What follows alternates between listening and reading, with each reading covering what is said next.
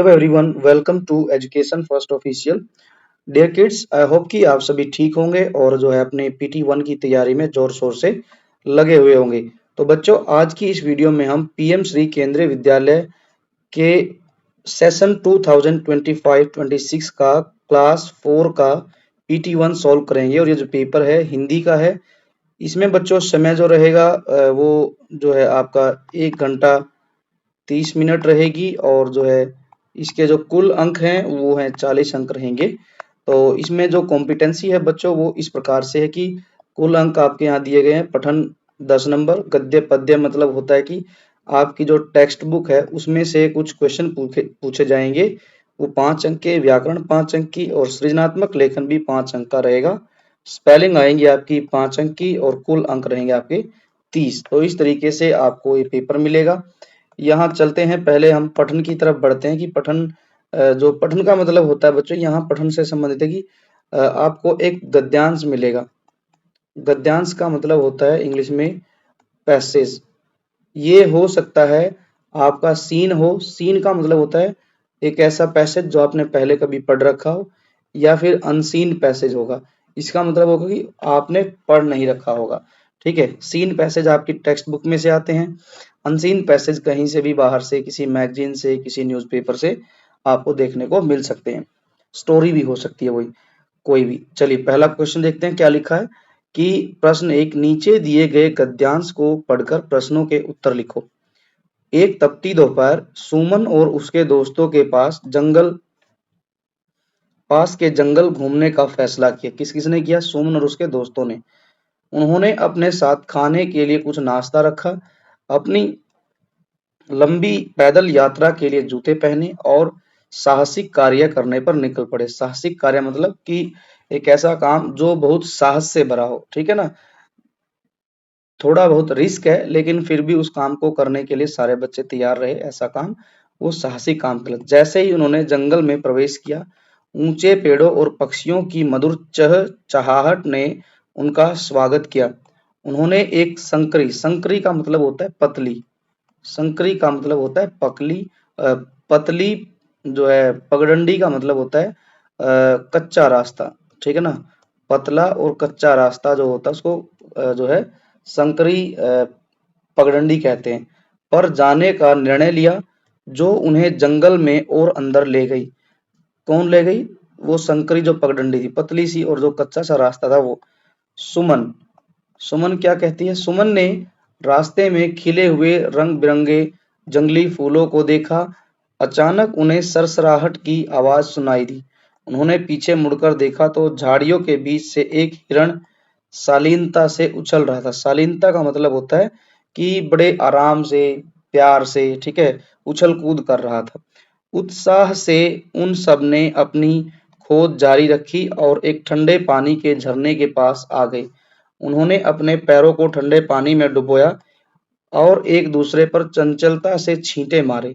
कुछ देर आराम करने के बाद वे अपने वन भ्रमण की साहसिक यादों को संजोते हुए और अपने ऊपर गर्व करते हुए घर वापस आ गए। तो ये था पैसेज जिसमें ये बताया गया कि सुमन अपने दोस्तों के साथ जंगल जो है पास के ही एक जंगल में घूमने गई। वहां उन्होंने जो है जंगल में जाने के लिए एक पतली संकरी पगडंडी का सहारा लिया। जंगल में ऊंचे ऊंचे पेड़ थे, पक्षियों की मधुर चहचहाहट सुन रही थी, पक्षियों की आवाज। ठीक है, और इसके बाद उन्हें पेड़ पौधों के पीछे से, एक झाड़ियों के पीछे से एक हिरण भी दिखाई दिया। सबने खोज जारी रखी, पास के झरने के पास पहुंच गए। उन्होंने पानी में जो है पैर डुबोए, एक दूसरे पर उन्होंने पानी के छींटे मारे, कुछ देर आराम किया, फिर वे अपनी वन भ्रमण की यात्रा पूरी करते हुए अपना जो है घर वापस आ गए। अब प्रश्न देखते हैं क्या लिखा गया है। सुमन और उसके दोस्तों ने कहाँ घूमने का फैसला किया? तो हम लिखेंगे जंगल में। कहाँ घूमने का फैसला लिया? तो था जंगल में घूमने का फैसला किया। घूमने का फैसला किया, ये इसका उत्तर हो जाएगा। आगे है, अपने साथ उन्होंने क्या रखा? अपने साथ उन्होंने देखेंगे क्या रखा था कि उन्होंने कुछ नाश्ता जो था, नाश्ते का, खाने के लिए नाश्ते का सामान रखा था। ठीक है, तो यहाँ पर हम लिखेंगे नाश्ता। ना, नाश्ता लिया। ठीक है, जंगल में उनका स्वागत किसने किया? तो ऊपर लिखा था कि कुछ पक्षी थे, ठीक है, उन्होंने अपनी मधुर आवाज से उनका जो है स्वागत किया। तो इसका उत्तर हो जाएगा पक्षियों ने उनका स्वागत किया, स्वागत किया। तो इस तरीके से हम लिख देंगे। आगे बढ़ते हैं। एक संकरी पगडंडी उन्हें कहाँ ले गई? अभी ऊपर बात की थी हमने कि जो संकरी जो पट्टी थी वो उन्हें जंगल में और अंदर ले गई। तो हम यहाँ लिखेंगे एक संकरी पट्टी, एक संकरी पट्टी नहीं है बच्चों, ये पगडंडी है, पगडंडी, पगडंडी उन्हें जंगल के अंदर ले गई। तो इस तरीके से हम लिखते चले जाएंगे। आगे बढ़ते हैं। झाड़ियों में क्या उछल रहा था? तो हिरण। इसका उत्तर क्या हो जाएगा? हिरण उछल रहा था। बच्चों हिंदी के पेपर में मात्राओं का विशेष ध्यान रखना है। ठीक है, मात्राओं को आप जो है बड़े ध्यान से लगाएंगे, ध्यान रखेंगे कि कौन सी मात्रा जो है छोटी होगी या कौन सी बड़ी होगी। आगे है विलोम शब्द लिखो। किसका विलोम शब्द लिखना है? दूर, पास का। पास का उल्टा हो जाएगा दूर। गद्यांश में किस जानवर का नाम आया है? तो लिखेंगे हिरण का नाम आया है। ठीक है, बहुवचन लिखो। याद, याद का बहुवचन होगा यादें। चलिए आगे बढ़ते हैं। जो है सही विशेषण शब्द लगाओ। अब बच्चों विशेषण शब्द आप अपने खुद से भी लिख सकते हैं। विशेषण का मतलब होता है विशेषता वाला शब्द, विशेषता वाला शब्द। या फिर आप पैसेज से भी ढूंढ सकते हैं। ठीक है, पैसेज में क्या दिया गया, यदि पैसेज से हमने ढूंढना है तो देखेंगे हम, यहाँ लिखा है ऊंचे पेड़। ये क्या लिखा है? ऊंचे पेड़ लिखा है। तो इसी को ही हम लिखेंगे यहाँ पर ऊंचा पेड़। चलिए जी, ये हमने जस्ट वेट, हाँ, ऊंचा पेड़, यहाँ हमने लिखना है ऊंचा पेड़। आगे है गद्यांश को आप क्या शीर्षक देना चाहोगे? आपको इस गद्यांश के लिए एक अच्छा सा टाइटल लिखना है। तो बच्चों टाइटल आप सभी का अपना अपना हो सकता है। ठीक है, इसमें जरूरी नहीं है कि जो मैं बताऊंगा वही आपको सही लगे, नहीं, आपका अपना कोई जो है टाइटल हो सकता है। ठीक है, तो लिख सकते हैं। जैसे मैं यहाँ लिखूंगा टाइटल जंगल की सैर, जंगल की सैर। तो इस तरीके से हम इस प्रश्न को सोल्व करेंगे। आगे बढ़ते हैं। लेखन में प्रश्न पूछे गए हैं। पहला प्रश्न है उद्यान की दीवार में छेद देखकर घोंगे को कौन सी बात याद आती थी? ये प्रश्न बच्चों पाठ है हमारा बगीचे का घोंगा, बगीचे का घोंगा। उसमें से है हमें हमने ये पाठ पढ़ा था कि जो घोंगा था वो दीवार में बने छेद को देखता रहता था। ठीक है, और उसमें से बाहर झांक कर भी देखता था, लेकिन कभी उसको बाहर जाने की हिम्मत नहीं हुई। वो उस हिम्मत को जुटा नहीं पाया था, क्योंकि उसको एक बात याद आ जाती थी। वो बात थी कि घोंगे की माँ ने, घोंगे की माँ ने उससे कहा था, उससे कहा था कि बगीचे से बाहर मत जाना, है ना, बाहर मत जाना, बाहर मत जाना, बाहर की दुनिया बगीचे से अलग है। यह सोचकर वह बगीचे से बाहर नहीं जाता था। ठीक है, यही बात थी जिसके लिए वो मतलब याद आ जाती थी कि भाई बाहर नहीं जाना है, क्या पता बाहर की दुनिया कैसी होगी। ठीक है, तो आगे बढ़ते हैं। प्रश्न 2 विभिन्न औषधीय पौधों के नाम लिखने। औषधि का मतलब होता है बच्चों मेडिसिनल प्लांट के नाम लिखने। ठीक है, मेडिसिनल प्लांट्स आप अपने आसपास ढेर सारे देख पाएंगे। सबसे बड़ा मेडिसिनल प्लांट है बच्चों हमारे आसपास नीम। उसके बाद यदि हमें कोई लिखना है तो हम लिखेंगे आंवला। आंवला के बाद यदि कोई लिखना है तो हम लिखेंगे गिलोय। गिलोय की बेल, गिलोय आता है। एक गिलोय हो गया। इसके बाद हम एलोवेरा भी एक जो है मेडिसिनल प्लांट है, एलोवेरा भी लिख सकते हैं। इसके अलावा हम आंवला लिखेंगे। आंवला भी जो है मेडिसिनल प्लांट है। हम सबके घर में कहीं ना कहीं आसपास तुलसी का पौधा पाएगा। तो ये सब जो है औषधीय पौधे हैं बच्चों। आप इनमें से किन्हीं दो चार का नाम यहाँ पर लिख देंगे, क्योंकि 2 नंबर का प्रश्न है तो आप 4 लिखेंगे तो ऑटोमेटिक आपको 2 अंक मिल जाएंगे। अब आगे प्रश्न क्या है? प्रश्न 3, तब मैं यही समझती थी बस इतना सा ही है संसार। इन पंक्तियों में इतना सा का अर्थ क्या है? इतना सा का मतलब होता है कि छोटा सा, छोटा सा संसार। ठीक है, ये हमारा प्रश्न हो गया। आगे बढ़ते हैं। अब क्या आ गया है? व्याकरण से संबंधित प्रश्न है। 5 अंक के हैं। प्रश्न 1 क्या दिया है?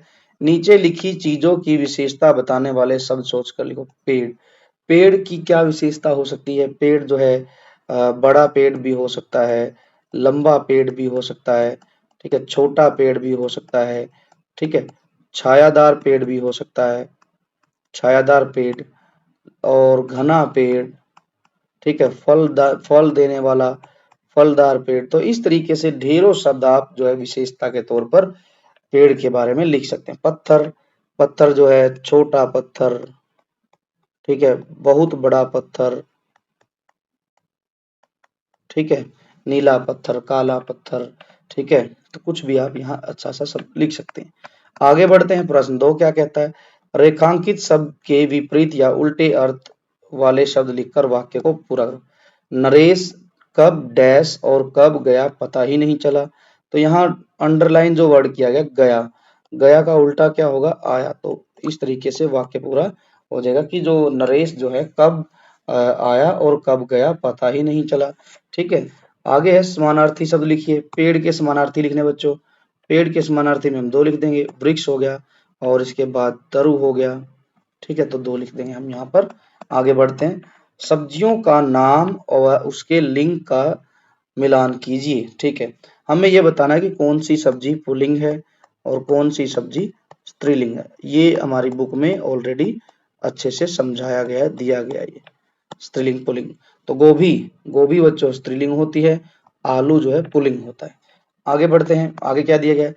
निम्नलिखित वाक्य में से क्रिया शब्द छांट कर लिए। क्रिया का मतलब होता है बच्चों काम वाला शब्द, काम वाला शब्द। क्रिया मतलब काम वाला शब्द, एक ऐसा शब्द जिससे ये पता चले कि कोई काम हुआ है। जैसे पिताजी सब्जी काटते हैं, यहाँ जो है पिताजी और सब्जी तो नाम वाले शब्द है, काटते जो है बच्चों वो काम वाला शब्द है। चलिए आगे बढ़ते हैं। अगला प्रश्न क्या है? सृजनात्मक लेखन है। प्रश्न है कि नीम के पेड़ के बारे में कोई 5 वाक्य लिखिए।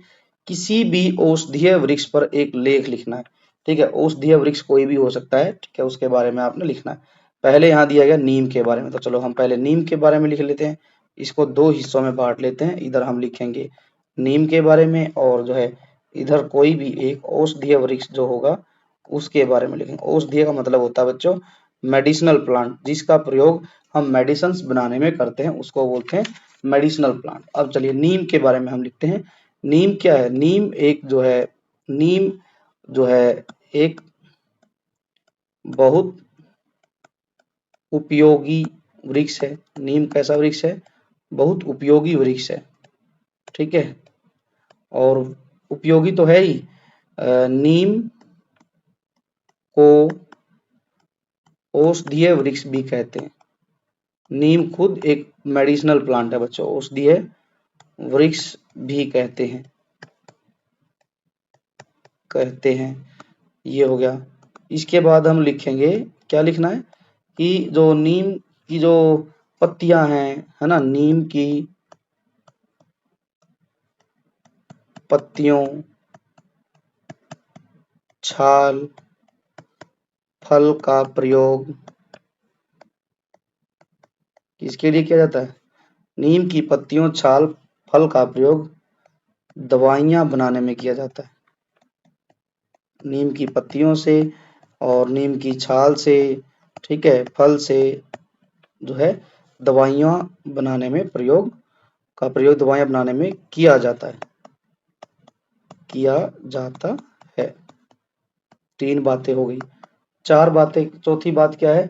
नीम जो क्या करता है, यह है जो है त्वचा रोग, यदि आपको कोई त्वचा रोग है, स्किन से संबंधित कोई डिजीज है, ठीक है, या फिर बुखार है, बुखार बुखार या फिर कोई किसी के दांत में कोई दिक्कत है, ठीक है, तो नीम का प्रयोग कर सकते हैं।